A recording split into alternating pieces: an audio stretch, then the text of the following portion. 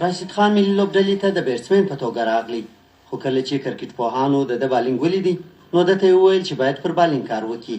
هغه و چې په ملي لوبډله کې د بالر په توګه واخیستل سو. راشد خان د افغانستان لپاره خپله اوله 50 اوریزه لوبه د 2015 میلادي د اکتوبر پر 18مه د زیمبابوې په مقابل کې وکړه او د دغه میاشتې پر 24مه اوله 20 اوریزه لوبه هم د زیمبابوې په مقابل کې وکړه. راشد خان د 2019 میلادي د مارچ پر 10مه د ایرلند سره په یوه لوبه کې د هغوی 15 لوبغاړي ور اوټ کړل او مازې 3 منډې ورکړلې چې د افغانستان د کرکټ په تاریخ کې نه چا دونه اقتصادي بالینګ کړی وو او نه تر اوسه سوی دی. راشد خان د کرکټ د تاریخ تر ټولو ځوان لوبغاړي هم دی چې د یوه هیواد د ملي لوبډلې کپتاني کوي. راشد خان چې کله د 19 کالو او 150 ورځو سو نو د ملي لوبډلې کپتاني ور وسپارل سوه. نه یوازې دا بلکې دی د تاریخ تر ټولو ځوان لوبغاړي هم سو چې په رینکینګ یا درجه بندۍ کې اول مقام ګټي.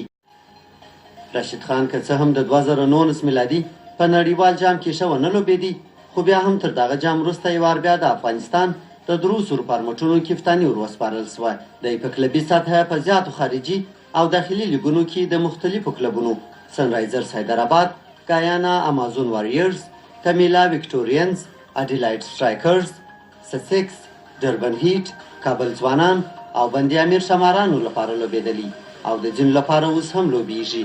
راشد خان د افغانستان د کرکټ د تاریخ د هغو اولو 11 لوبغاړو څخه دی چې اوله ټیسټ لوبه د هند په مقابل کې وکړه. هغه لوبه د 2018 میلادي د جون پر 13مه